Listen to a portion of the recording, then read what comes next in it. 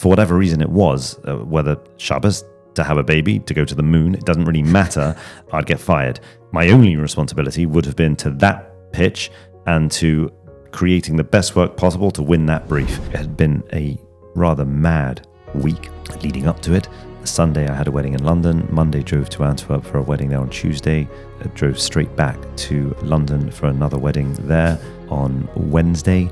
Thursday drove back to Manchester, and Friday went out to Yorkshire to meet a few friends. I remember someone saying to me, look, you can do that, but you'll be constantly looking in your rearview mirror. And what happens when you constantly look behind you? You crash. I still, to this day, can't get my head around A, what happened, and B, the response still doesn't compute that I basically nearly died. Daniel Morris, I feel it's a shame that it's only been such a short while since I got to know you. I'm not making weddings yet for my kids, so I'm not on the horizon yet so much. Please God soon. Take me back, a young boy sitting in the art room of Hasmonean. This must be early 1990s, I think, if I make my calculations correctly. Mid-1990s. You're sitting there with a couple of other very creative boys. Mm-hmm. The entire world lies ahead of you, your timeline, your horizon, and you're immersed in this world of creative imagination and endless opportunity. Take me back to that time of your life. Who was the young, impressionable Daniel Morris, and what life did you envision for yourself from there on? Interesting question. I would say it was very carefree, I'm not going to say there was a thoughtlessness about who I wanted to be, but I didn't really think that much ahead more than what was happening that week or month at the most. The people who I was around definitely affected that. I suppose I was quite influenced by who I was around. I wasn't quiet, but the people who were around me were far louder, far more confident, I think. And that definitely affected various aspects of me for sure. I suppose if you're talking when I was 15, 16, through to 17, 18, I think, there was just a carefreeness of discovering different aspects of who I was and people being interested in different things about me that I'd never had before. So it was just exploring myself, exploring my own nature a lot. And your attachment to art and creativity, that led you on that journey through school. What age did that start to come out? And how was it expressing itself in the early years? So I first drew something when I was 5 or 6. I remember the feedback was like, my gosh, Daniel, you're really good at drawing. And it just, I suppose, started from there and carried on. I never addressed it specifically in a subject in of itself until high school. I was always just good at art, expressive and just trying to be that way, not just in drawing, but in any way, whatever I was doing, whether it was playing a sport, whether it was another subject, whether it was with people. But interestingly enough, did still very much enjoy downtime, quiet time, and just being by myself, with myself. As I say, the creativity part did play a role, but it was certainly it wasn't rather the only thing. It was one of many. So what was your next step? Give us a brief rundown of your years going through high school, and when did you decide that this was going to be sort of your creative arts, and you ended up in Central St. Martin's? And I know there was incredible experiences that you were blessed to have there, working with some of the biggest minds, agencies that work with the biggest brands and the most crazy commercials out there. Yeah. Just take me into that space, take me into that art. I did some research obviously on Central St. Martin's and just seeing the creative world. I think in our world, we just live in all the Jewish homes, look a certain way, they're designed a certain way, the clothes we wear, we're in very clearly defined parameters. Obviously there's a left and a right, but we stay within a very safe zone on all aspects of our creative space. Going out there into that world, it's unbelievable what comes out of those institutions and the way those minds think and how they interpret things that the rest of the world is seeing, but they're seeing it from a completely different creative lens. And whether it's through the form of painting or music or design, clothing, just take me into that space. Tell me what you learned and who you hang out with and what your day looked like. So the whole St. Martin's idea was actually brought about by one of the people who I did the Art A-level with. The teacher was speaking about going to certain colleges, normal run-of-the-mill universities, and this other person who just wore ambition, had ambition, was like, why are we stopping there? Slade, St. Martin's, that's where I'm going. And he just put those seeds into my mind. Like, first of all, I never heard of them before, but then looking into it, I thought, ooh, okay, and it just stayed in my head. Speaking to this person who, I'd say, has gone on to do amazing things himself, just gave me somewhat of a realization that anything is possible. You just got to try. The only thing they can come back is say no if it doesn't work, which is fine. That was towards the end of high school. Again, the teacher was like, by all means, go ahead. But at the end of high school, we were already sort of gearing up for yeshiva and Israel, which took center stage for 3.5 years, got married towards the end. And during that time, I was still very, very much intending on going to and using that side of things at St. Martin. I'd had applied to St. Martin's early on, gotten in, deferred being in yeshiva and deferred and deferred. But they still kept a place and was able to go. And I eventually came back to the UK. A very different person, I might add, coming back 3.5 years after yeshiva than the person I left. A lot to do with the fact that I was around Americans 3.5 years. That's going to change anyone. Better for us. Yeah, quite correct. No, but the way it opened my world to other things, being in Israel, being around all those people, did change the perspective of how I was approaching the next stage in my life, whether it was marriage stage, working stage, university, and then eventually work. So did come to it with slightly different thought processes. For example, my first day starting at St. Martin's, there I am, standing in the line to sign in, wearing black trousers, white shirt, and a jacket. Can't remember if my sister's right. I don't remember. Surrounded by the grungiest kids and teenagers with dress code that I just couldn't even describe. And I remember standing there, like having an out of body experience and looking back and thinking, what on earth is that person doing there? Like, he's definitely in the wrong line. Brilliant. Just to come to the most creative place on earth in yeshiva Quite attire. literally. Just brilliant. It was a little bit weird. And not just that, I had to go to the front of the line and say, tomorrow's Rosh Hashanah, I'm not going to be here for the next 3 days. It literally was Erev Rosh Hashanah that I had to sign in. So I ended up not even attending anyway. Wow. It was all a bit nuts. So, I mean, that you asked about the university and St. Martin's and what it opened my eyes to. It opened my eyes to, I suppose, the rest of the world and the other people in it outside of Yeshiva's Beis Yisrael in Jerusalem, which is mad. Okay, I was there a total of 4 years, 1 year foundation, 3 years degree. Over that time, specialized in graphic design and then specializing in creative advertising. And you mentioned about the people I met and the creatives and the agencies that I was able, lucky enough to experience and to see and to work with. And no doubt it did, again, open my eyes to this world that existed outside of, I'm going to call it the Jewish bubble, not in a derogatory way, but just it's the world we live in and the possibilities that could be had in that world. The year spent there, again, opened me up to working with many, many different people from all over the world, people from so many different cultures. I mean, I remember one of the girls on the course, after I think 8 or 9 months of working with her in the class I was in, I remember she came up to me and we were just chatting. And she was a Muslim girl, English, but I think her father was Muslim, her mother was English or something. I don't remember. And I remember her coming up to me and we were just chatting about things. And she mentioned, I think it's so weird, but I think my great grandmother was a Jewish lady. And I was like, ding dong, 1 second. And I didn't ever tell her, but it came out her mother was Jewish and her grandmother was Jewish. She was Jewish. Dad was they were practicing Christians, as they were Muslim family, practicing Christians, and she was Jewish.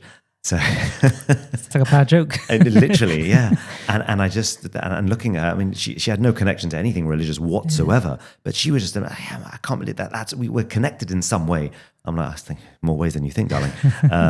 But it's unbelievable that that these people are out there, and they have histories that they have either no idea about or no idea what they mean, and just carry on what they're doing. But that's nothing to do with creativity. But where these people exist, yeah, I mean, St. Martin's, obviously the most famous part of St. Martin's was the fashion school, Queen and McCartney and all these people. Yeah, all the famous names. But yeah, the fashion school, no question, is probably the biggest part of what it's known for.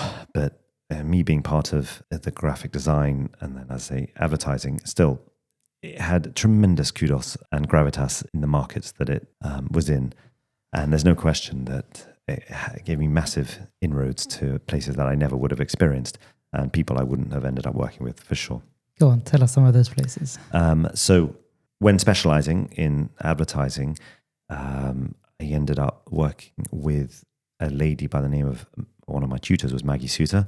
Her husband was creative director at one of the biggest advertising agencies in the world. We often had sit downs with him and briefs and whatever. Again, it didn't quite hit me then where we were and what we were doing.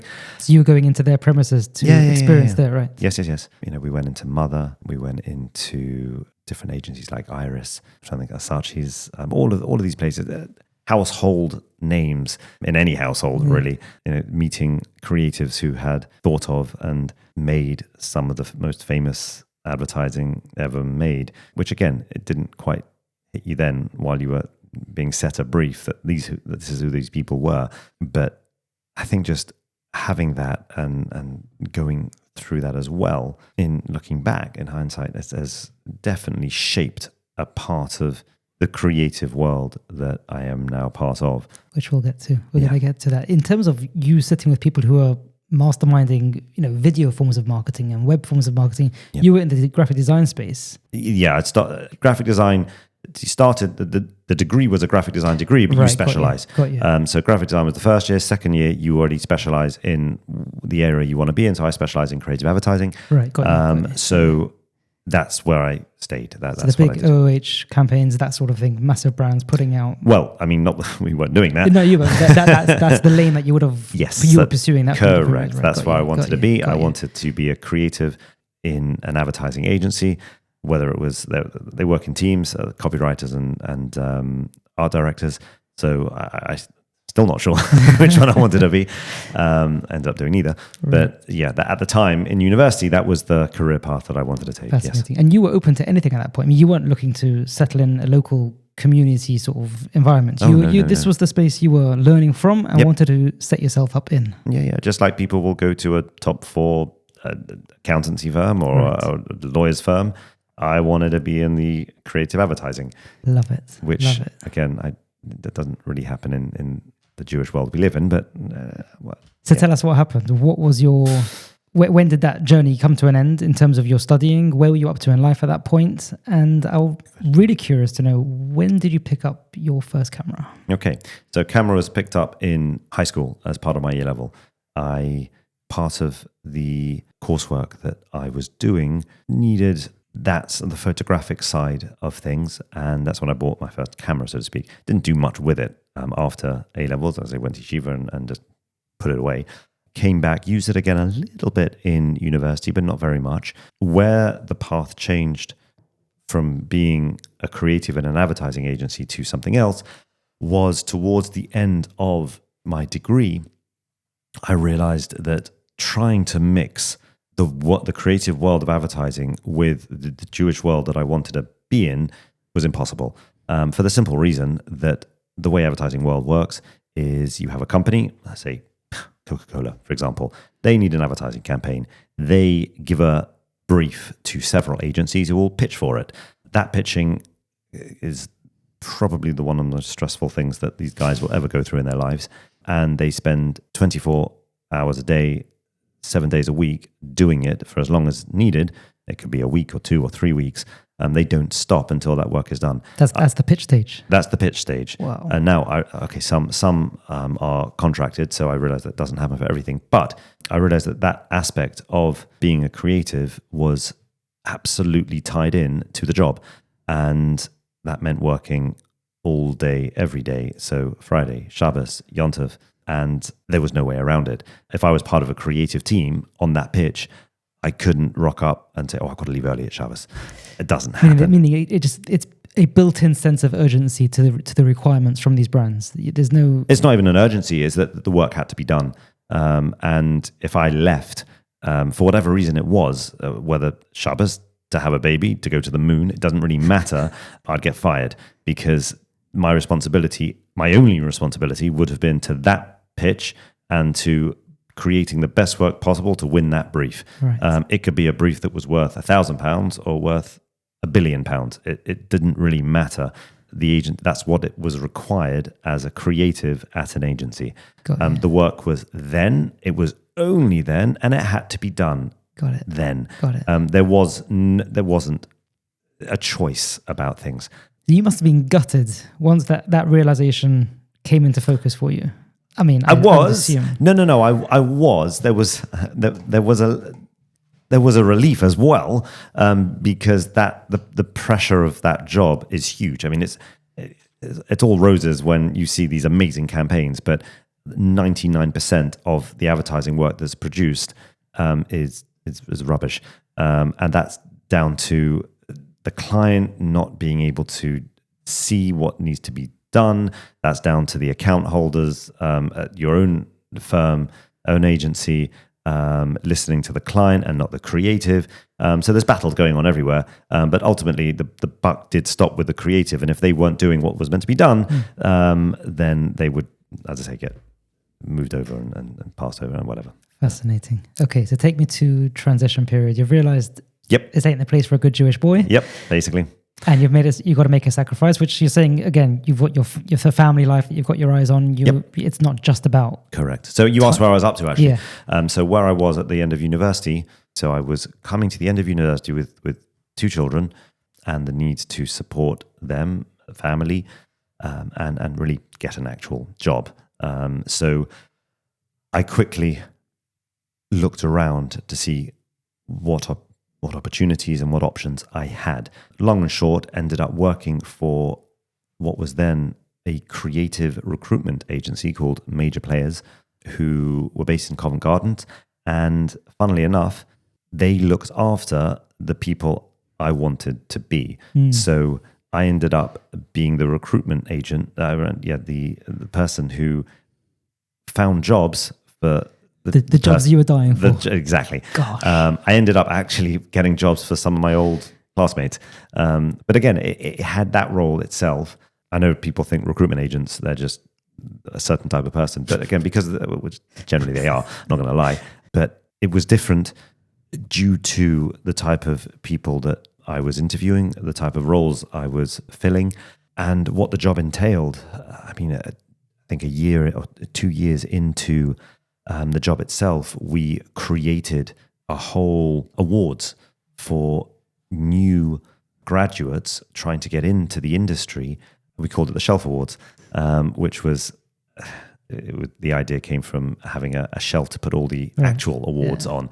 So we called it the Shelf Awards. But it was something that we got these creative directors at actual agencies to get involved. They were the judges, and a whole bunch of students from all different universities, whether it was St. Martin's, whether it was Bucks, whether it was Middlesex, Birmingham, wherever. They sent their creative teams, got set a brief, and this brief was then judged by these creatives. And obviously, you had a winner who won the shelf. Well, literally, they got a shelf from IKEA.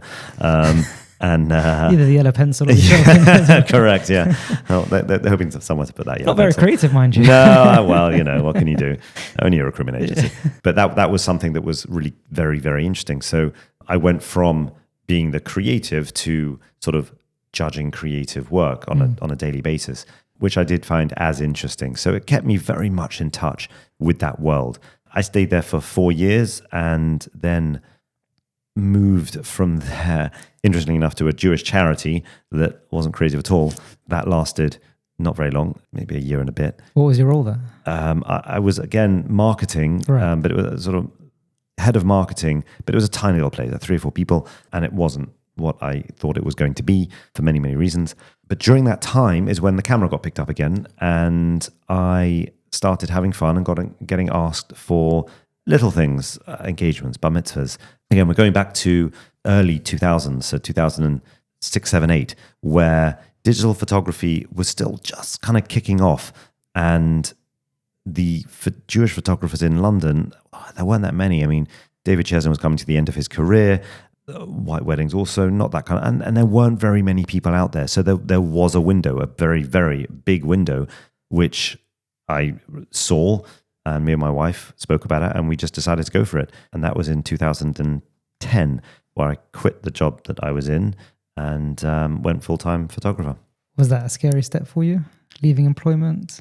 Or you just saw what was open to you? No, I wasn't scared. You weren't scared. Again, I think that comes more from a naivety than anything else. That kind of stuff never scared me. Don't know why. I had several jobs lined up that year. I stopped the day job in March. I had 6 or 7 weddings booked in at that time. Didn't know where it was going. By December, though, I'd done over 30. Wow. So, but again, I think that was more just because I was a new face. The work I did was pretty good, if I say so. And I think people were just really happy to see somebody new. Again, that's not taking nothing away from the photographers who were there, right. But they'd been there for decades. And I wouldn't say monopolize it in a bad way, but they were the only choice. So to have another choice, I think the Jewish market I was in was incredibly open and very welcoming to, oh, wow, this is fresh, this is different, this is new, this is really... And again, from my background, I was bringing in creativity from a world that the Jewish world had never seen before, had never experienced. So, look, it could have gone both ways. It went the way it did, thank God. But yeah, I think for the Jewish world, it was definitely a breath of fresh air. And I think from 2010, I say over 30 the first year, over 40 the second year, and then consistently 50, 60, 70 plus functions a year, pretty much until COVID. Wow. So, yeah. You've managed to maintain, I mean, that's a phenomenal timeline. You've managed to maintain a real passion for your work. I've onboarded a lot of photographers for different projects that I've been working on over the years. And a sentiment I hear from quite a few of them, surprisingly, is the minute we can get out of it, we're out of it. It's not an easy space. It's demanding on time. It's demanding on family life. And a lot of them use it as a bit of a cash cow until they can cash out, basically, and move on to other stuff. And they very often working on stuff behind the scenes. What kept you so connected to this? No, it's a super easy answer. I feel all of those things as well. Those sentiments are very much felt by me too, every aspect of it. The difference is, very simply, I got into it for a completely different reason that every single one of them did, which was that I came at it from a creative point of view. I was doing what I was doing because I love creativity. I love creating something, an image, putting something beautiful together. Even now at a wedding, if you see me, I am excited like a little child when I take something quite brilliant.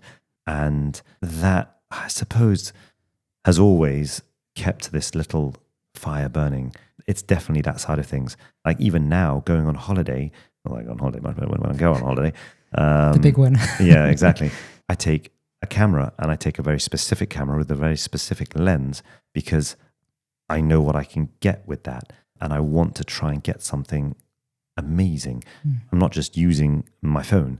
I think the foundation, the fundamental foundation of what I do and what I've done is in a very different place to a lot of, I'm not saying all of them, but a lot of other people. You're right. A lot of other people treat it as a business, as something to earn very well, pretty quickly. You're in control of many, many things. But yes, those hours are a nightmare. And there are many things that are so difficult. And, you're client facing for up to 18 hours a day till 2, 3, 4, 5, 7, 8 in the morning. Sometimes. Don't ask. And just the thought. I know. Just the thought. And it's not normal. It's completely not normal. But when I think as well, when I discover something new and I do something that I've never done before, to me, again, that's like a little child in me that's like, oh yeah, that's wow. See, it's amazing to hear you express this because I've got it in front of me a selection of your shots. Now, these are probably very old ones, but when I was looking through them, I was mesmerized, I think is the right word, at what I was seeing was essentially things that other people would have been seeing. They would have been looking at that moment just as you were, but you saw in there an opportunity to create absolute masterpieces that we're not on film, so I can't show this to people. But these are scenes that are, I mean, take a look at the ones that I've chosen. I feel these images tell a story. I mean, just to explain to the audience, you've got a case here where a young girl sitting in a prearranged, there's a massive hall of a chuppah set up. So you've got these rows and rows of white chairs. And somewhere in the middle of this vast, extensive row of chairs is a little girl sitting, waiting for this chuppah to happen. Absolutely.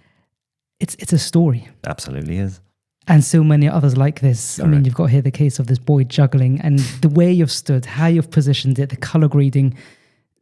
Talk me through this art of composition, how you layered all the things you learnt through your years of university, through your lens, into some very rambunctious events. I mean, these are big weddings with big bands. There's a lot going on. There's crowds pushing you around. You're up there on a ladder. You've got to think about all those skills, all those experiences that you're trying to create, snap it and create it. Talk me through this. So it's interesting because I often think of the opportunities that I've missed rather than captured, because sometimes it is actually even better just to put everything down and use your eyes and just keep it in your head. But some of these images, like you're saying, you mentioned this little girl sitting at the chuppah, rows and rows of seats, no one else there. Yes, it absolutely tells a story. Of course, we don't know what's going on in her head or what she's thinking. The story it tells to potentially her now as an older girl, to her family, to anyone that sees that picture is, what will it be like for me? I wonder what walking down or standing under there is going to look like. I wonder, it could be anything, any thought goes through her head. But that's the point. It does tell a story in what you're seeing. And I suppose the technical sides of capturing something like that are secondary to what it's doing. There's no question that the way the picture is constructed and all that, I'd say, the technical aspects of the photograph help that story be told. But I think, as you said, it would have been told anyway. It's just being able to, it's a mindset to be able to see that and, as I say, snap it as well. Some of the images you've picked, I say the dancing ones especially, I can't control. But that's the magic. Yeah, this event is happening around you, and you know what to be looking for. So yes, so there is that aspect. There are definitely things at a function, whether it's a wedding, a bar mitzvah, a charity event, an event away, whatever it is, where I am in control and I arrange things in a way that I want them to be arranged, so that they look a certain way. And then there are the things you mentioned, that the dancing one of him juggling and whatever. That's one of my favorite pictures. But if I say I did not know I got that until afterwards, and I was like, wow, that's brilliant. But again, these things you've almost got to be there and subconsciously be looking for them, or just aware that they happen and see it. So the photography side of things is very much a mixture of control and lack of control, but not just that, knowing when to control and knowing when not to, when to let things just run their course, and how to let things run their course and how to control as well. These are things that can be learned, but also are inherent. I mean, I remember a few weeks ago I asked around our Shabbos table, I said, the difference between skill and talent, what does anyone think? And, can you learn? Well, effectively, it was that you can learn a skill, but can't learn a talent, really. You might be able to get good at something, but somebody who is talent, you can't teach talent. You can teach a skill. Thank you. But no, that just really framed it for me to say that, there's technicality side of it. Absolutely. And then, but you've also broken down that there's three aspects here. You've got images like this, where a young bride is posing to you. There's no one else around. You've structured the composition for the sake of the photo. Yeah. You then got the events where there's a singer on stage whose eyes are closed in a specific way. The mic's being held. You've positioned yourself. So the event's happening. you see a ripe moment Yes. for an incredible photo, Yes. and you know how to technically achieve that. Correct. But then back to that case of the girl waiting for the chuppah, other photographers might have seen it and just thought, okay, there's a girl waiting for a chuppah. Correct. You saw a story there. She wasn't posing. You weren't asking her to do anything. It wasn't a moment ripe for a photo essentially, but it was ripe for a story that you wanted to tell. Correct. Yeah, absolutely. And that's where being an artist, being a photographer, I'm not saying that they are ever always joined, but those creatives, let's call everyone who are creative, and that could be in any profession, they see things in their own way. It's then whether or not they're able to express their way that is then seen by others. And that could be, as I say, take Michelangelo doing what he does. He might have had all of the creativity and the thought process of how to do it. He might have just been completely untalented about how to actually doing it, but thank God he wasn't. But that could be anybody at all. There is having the idea, and then there's carrying it out, and that's where the mixture of a talent meets a skill that is all put together with, truthfully, hard work. You have to nurture a talent. You have to work at what you do in order to be the absolute best. I know it's got nothing to do with creativity, but there's a certain tennis player who I love, who everyone loves, let's be honest, who spoke at a university a few years ago. And he was always described as effortless. Whatever he did just looked like he wasn't trying. And I remember speaking to these graduates saying, I just want to tell you all, it's just not true.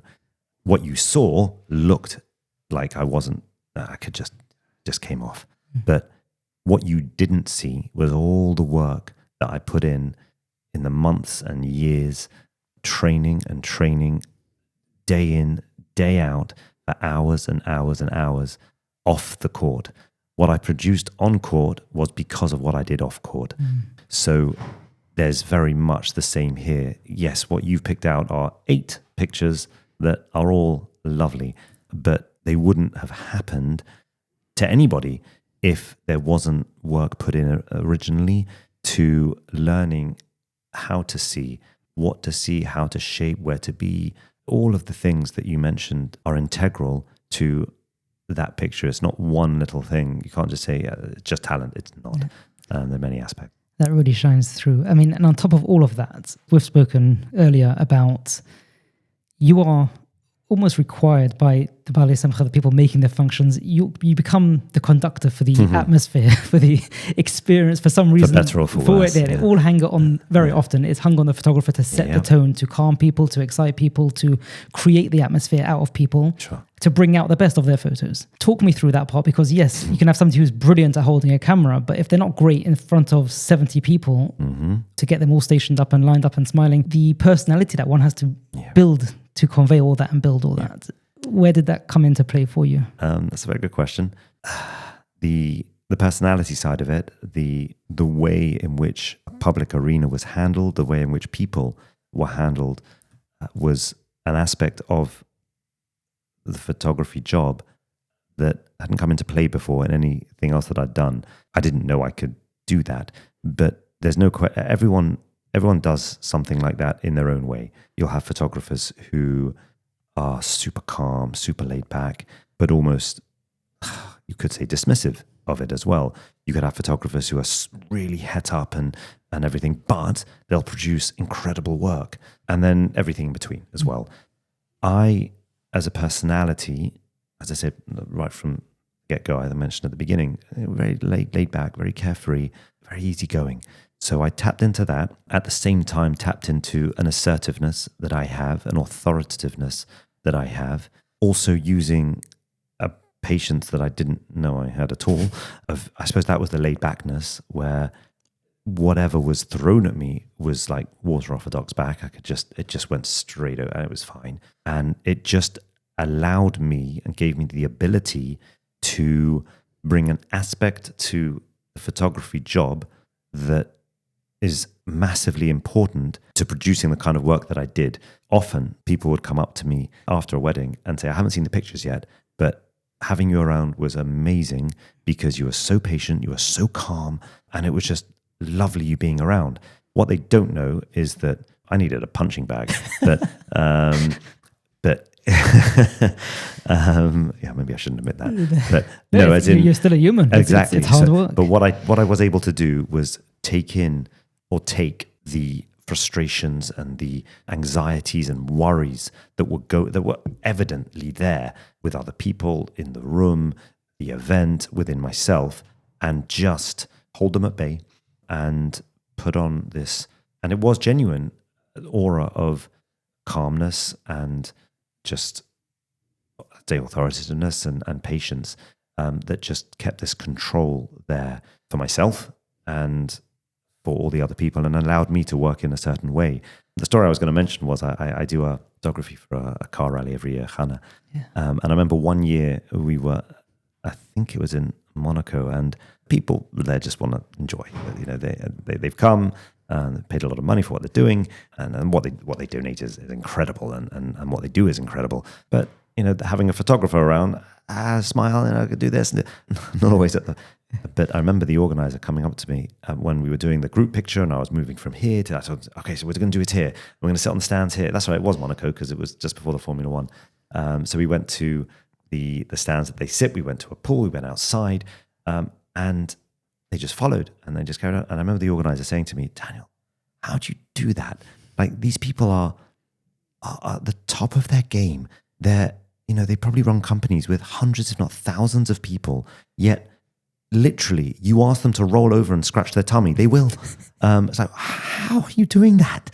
And I hadn't thought about it before. And it's interesting because he's totally right. When I had a camera in my hand, I could pretty much not tell someone to do, but I could just say, right, we're going to do this now. And they would just listen. And that was amazing. But again, yes, what you said, it has to be done in a certain way. And I think I have a way that people respond to very, very well. And as I say, it's very laid back, very easygoing, very patient. And it just allows people to do effectively what they want. I mean, organizing a group of 30, 40 people for a photograph could be daunting, could be impossible for some. But what I do is I allow people to be people.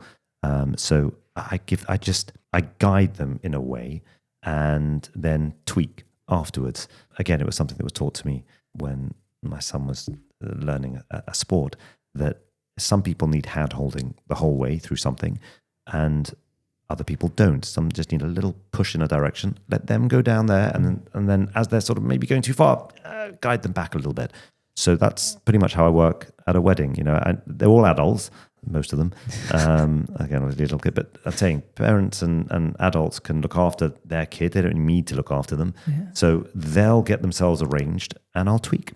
And that's just one way of doing something. That's a really nice thing you just said there about giving a gentle push and then letting them do the bulk of the work. Yes. And in their own control Correct. sort of thing. And that gives them the ability to not feel being gives them confidence of what they're doing. Yeah. Exactly. They're not feeling pushed around. They're feeling almost validated in being in this picture. Often they don't want to be in the picture. They just can't be bothered. But here it's actually, this is fine. Okay, I can do this.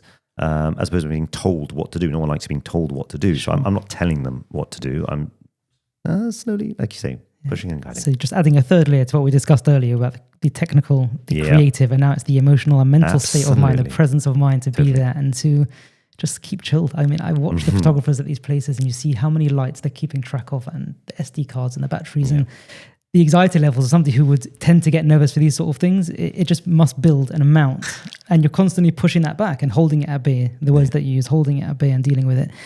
Daniel, this journey of yours, you're picking up steam, the weddings, and then you mentioned COVID, and then COVID passed. Life kind of resumed for the most part. Yeah. Kind of. Pretty much. But then in 2024, you were involved in an accident that shook the world, shook your world, shook our worlds.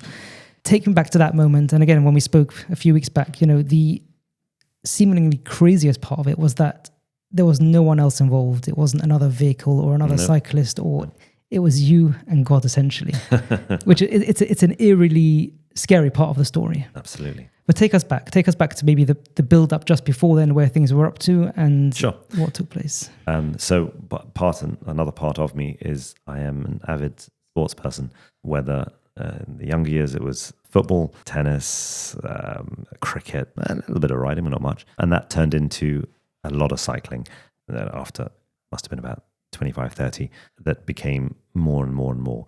I think I'm pretty good at it, but I did enjoy it immensely. And it just grew and grew in all different aspects. And that's what I obviously was doing when the accident occurred. It had been a rather mad week leading up to it.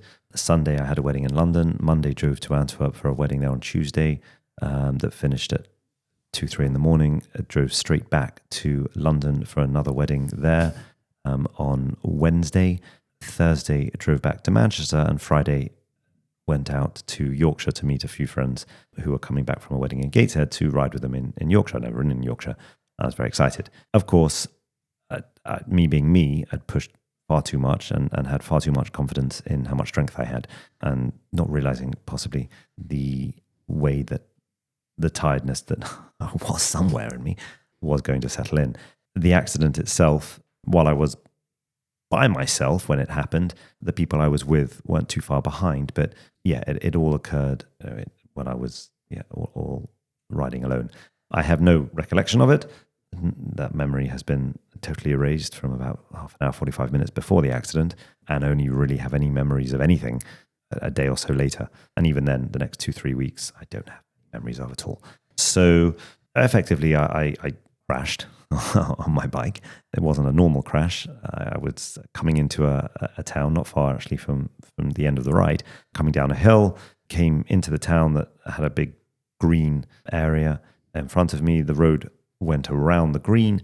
I must have attempted to go around on the road, realizing that I couldn't. I was going too fast. I was in the wrong place, whatever. So just saw this green and thought, I'll just ride onto the grass and stop and carry on.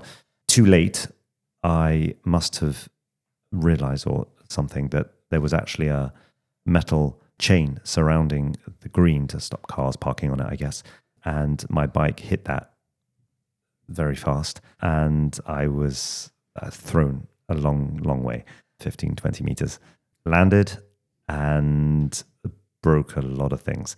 A lady there saw me, not the actual crash, but just saw me lying there. She was on the other side of the green, ran over, and then saw some riders coming down, screamed to them to come over. They were my friends, happened to be, she didn't know that. And then ambulance was called, taken to a hospital where it was, the first thing diagnosed after a scan was several brain bleeds and head injuries. After that, broken neck. That hospital experience was awful, and nothing else was diagnosed there. Came back to Manchester far too soon, but a couple of days later went straight back to a hospital in Manchester where a broken back was then also diagnosed, and a sprained shoulder. Was there for several days, came home, ended up having to go back to another hospital doing the rounds due to a disc in my neck that had been slipping out due to the broken vertebrae, was compressing one of the nerves from the spinal column, and I was in stupid amounts of agony and had to go back into hospital where they said, well, you can leave it and hope that disc slips back in, or we could operate. I was just operate, please, like now. So ended up having an operation several days later as well, a few days later. And they took out the disc, put in a cage, put in a plate in between the two vertebrae so they wouldn't move anymore, and then came back out a couple of days later. After that, still with this, I'm still wearing a neck brace, which I had to keep on for 3-4 months. And then, basically from that operation, really the actual healing process began in earnest. This terrifying moment, and then being discharged so soon and readmitting yourself again and again and again, besides for the story and the trauma that must have brought on as well, just not feeling like you were in a protective environment from beginning to end. I mean, this is just unimaginable. I agree. The entire time is in somewhat of a dreamlike state, in the sense that I don't remember it very well. So interestingly, the trauma for me is entirely different to the trauma for, say, my wife, my children, family, and anyone else who was involved or went through it, or again, what anyone else thought. I still, to this day, can't get my head around A, what happened, B, the response, and see the aftermath and everything that was going on. It's, I'd say, very, very, very surreal. yeah, it doesn't, even now, we're talking nearly 2 years later, still doesn't compute that I basically nearly died. And I was millimeters from that. And it was, millimeter in terms of the broken neck and the spinal cord, what could happen there. And just that all the circumstances surrounding it as well. It doesn't, it's still not real in that respect. Interestingly, that pain and the effects of it, very much real, and everything that has happened surrounding it. But the actual, because I can't remember it as well, I don't have a memory to put on it and to say, right, that was that, and that was because of that, and et cetera, et cetera. I don't have that. So very, very difficult to make up an imagination of something that happened. Even going back on, say, Google Maps and seeing where it happened and the exact road and where I was, and it's just very, very odd. That's all. Talk to me about life comes to a screeching halt. You mentioned the itinerary building up to that accident. It's dozens of times more intense than what many other people experience across the span of a month. To just be on and off a plane.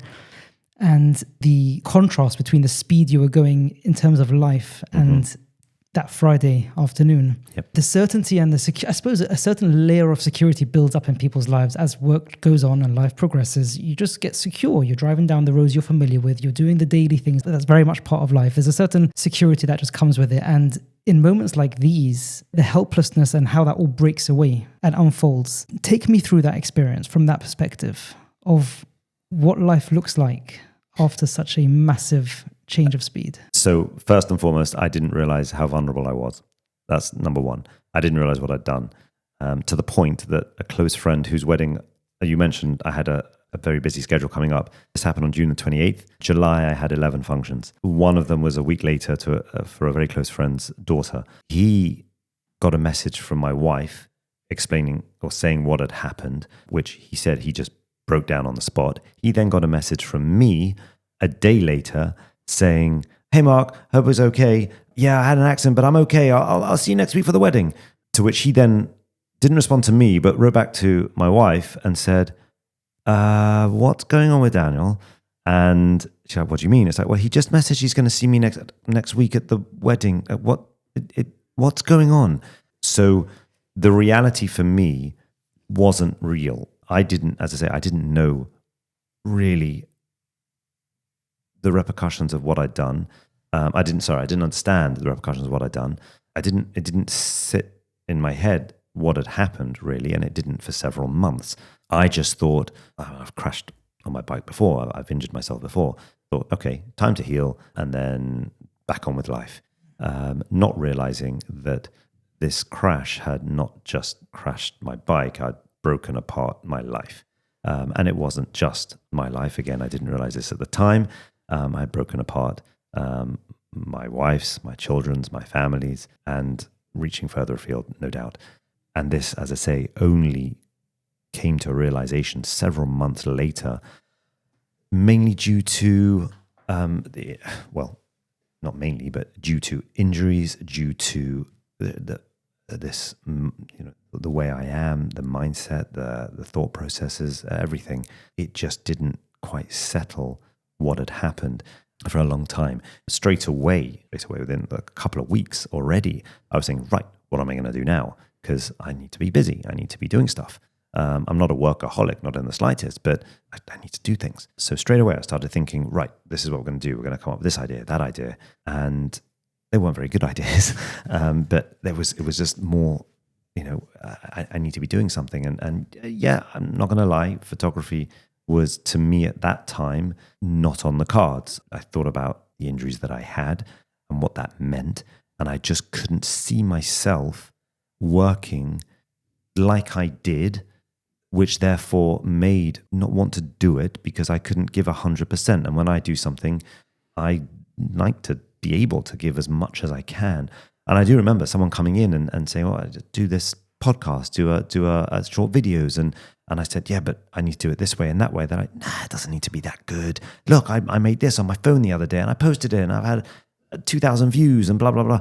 But I don't work like that. If I do something, it needs to be polished. It needs to be, it's like, nah, you can't think like that anymore. That's not the way the world works. And that didn't settle with me. That didn't work in my head. If I was doing something, whether it was taking a picture, whether it was riding my bike, whether it was doing something at home, cooking something, whatever, I had to do it to the best of my ability. And if I didn't, it wasn't good enough. So me going out there producing second-rate work or doing second-rate photography or doing anything that wasn't to a level, I couldn't do it.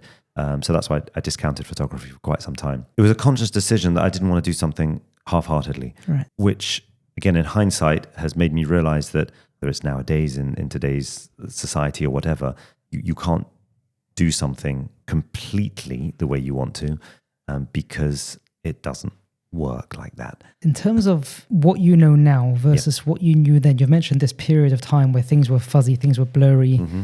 If somebody would be listening to this conversation who, God forbid, might be going through an experience like yours, surely there's things that have come into focus for you at this point that you can say to yourself, had I known this in advance, had I known that going through such an experience would do such and such to myself, to my family, to the people around me, I can do things differently, or I can be better prepared and reach out to such an organization or what has this experience taught you over the long timeline that if you could package up and say, this is the guidebook of what a family going through anything like this traumatic experience would read in advance, these are the bullet points that would be contained within? Okay, that's a really loaded question and a question I can't answer here in less than a few hours. So I will put it down to 6 words, maybe less, that I was told upon leaving the hospital after my operation by a nurse. After the operation, I was back in the neck brace, couldn't really do anything very much, still in a lot of pain and just wondering what on earth to do now. And she said to me 2 things. She said, this is all you've got to think about now. Number 1, you need to learn patience. And I looked at her thinking, well, okay, I've been doing that for years in photography. I know patience. And I said that. And she's like, no, not the patience that you think you know, a whole nother level of patience. And I can tell you now, she was spot on. I didn't learn that patience and it wasn't good. And I needed to learn. And I've learned it and it's still being learned, but she was 100% right. So number 1, learn patience. Patience with the process that you can't force this patch of your life now. Everything. Patience with, think of anything, just think of whatever's happening. You need to just stop, pause, think, and then do. Up until that point in my life, I pretty much didn't stop, didn't pause. I just did, which had worked, but evidently didn't work.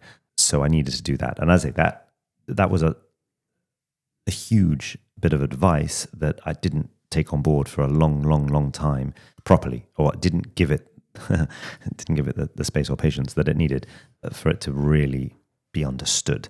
It is understood, and now, as I say, the change in direction did occur, but again, that was just turning around. You now have to go in a completely different direction as to applying it all.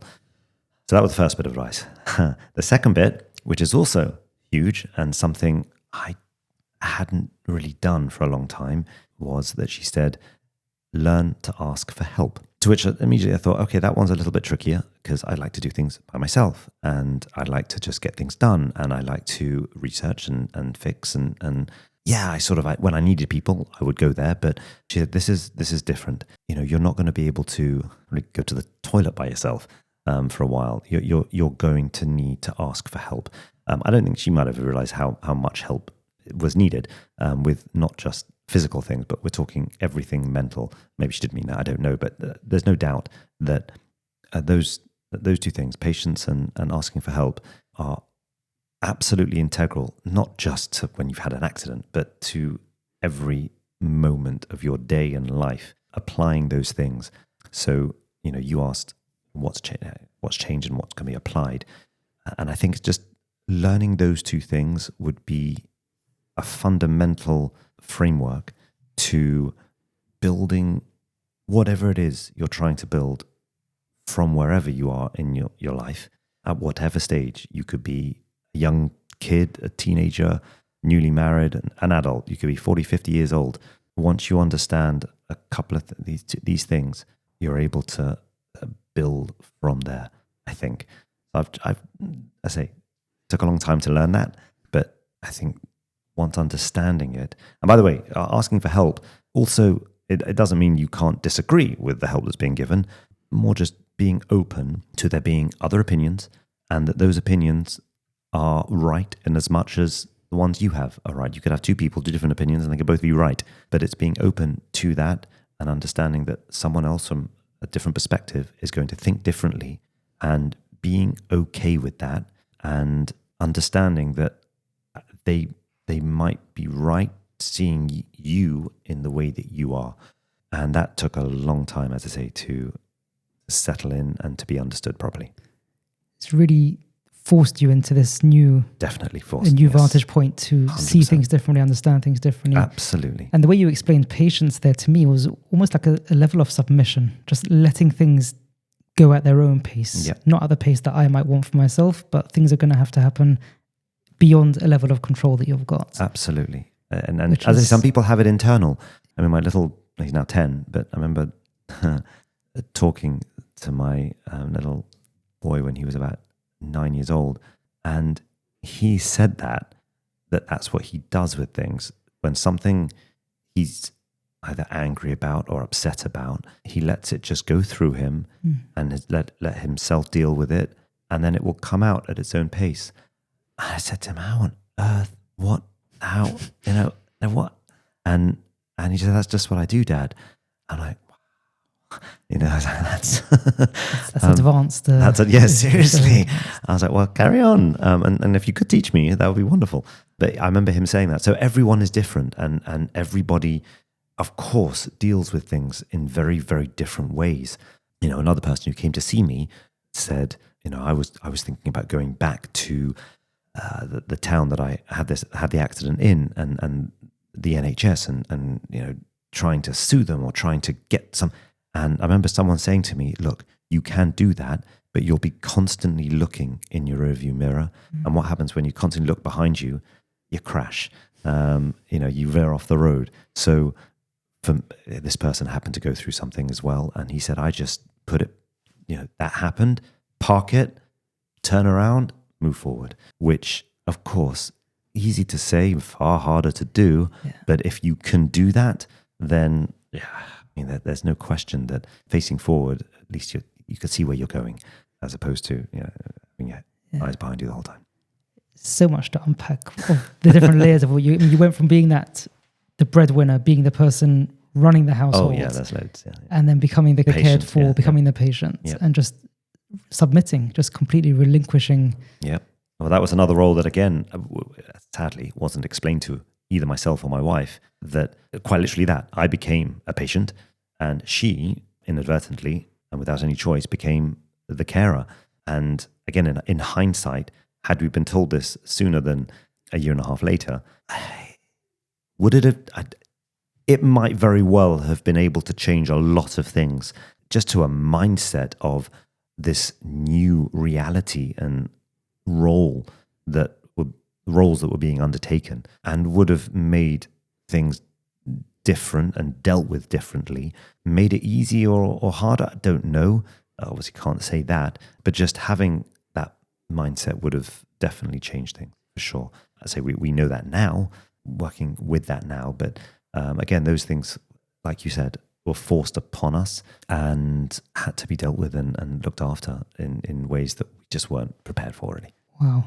What a journey. I mean, just summarizing that segment, sort of 3 core takeaways, 2 from the nurse, 1 that you've just mentioned: patience and submitting oneself to how long things may take and not trying to force that process. Yep. Secondly, you said the ability to have the courage to ask, reach out to people who can support you on that journey. Yep. And what you've just said now, understanding that there's going to be a change in roles, and learning to live with those roles, understanding it might be temporary, and it doesn't change the landscape for life, but this is the stage and this is what has to be dealt with. What an incredible piece to your life.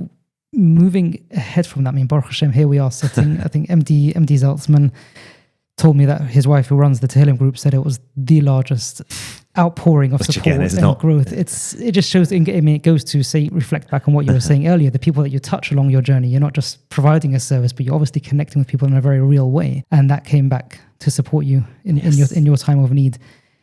You're still vibrant. I get goosebumps when I log my 10K run on Strava and I see you've just done 90K ride, and I'm like, oh, Daniel, you have to one up me every single time. I'll come off Strava. No, I won't. I should come off I won't Strava. come off Strava. But no. Incredible work. I mean, you're back out there on the roads. You're back out there with gigs. What did that rebuilding process look like for you? And just looking forward ahead and just rebuilding and reclaiming what was always yours. Yep. I've likened it several times over the last couple of years to a jigsaw puzzle. Ironically, which I'm not very good at. Jigsaw puzzles. My kids are phenomenal. I can't see them.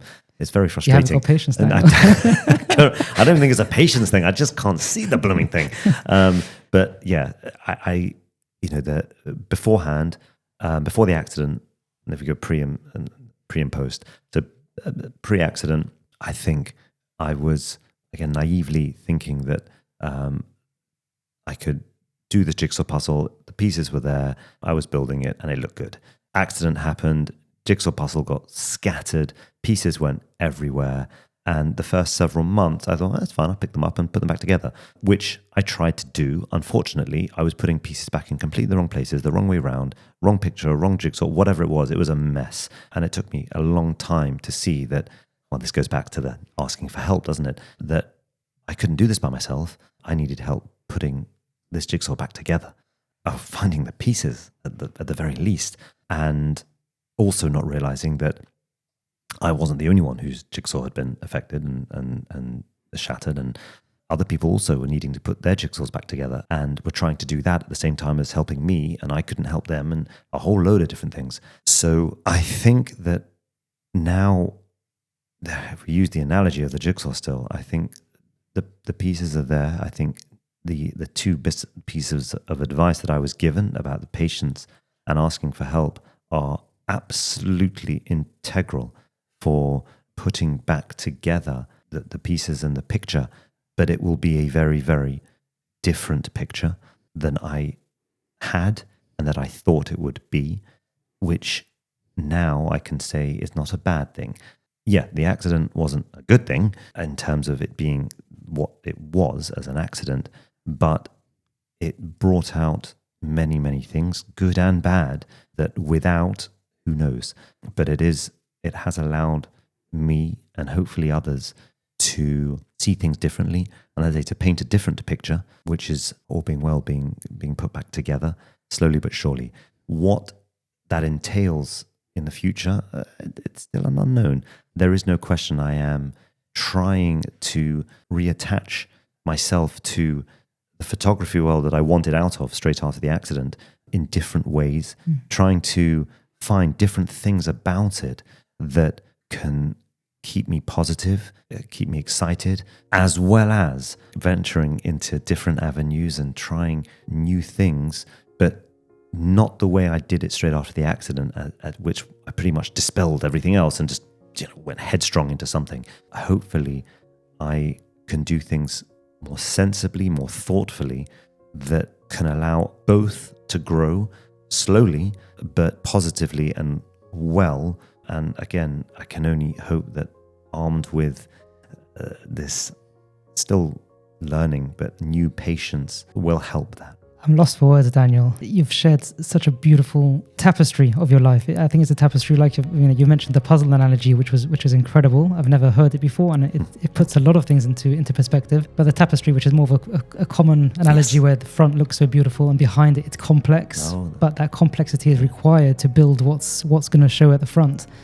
And you were put through something which most people aren't.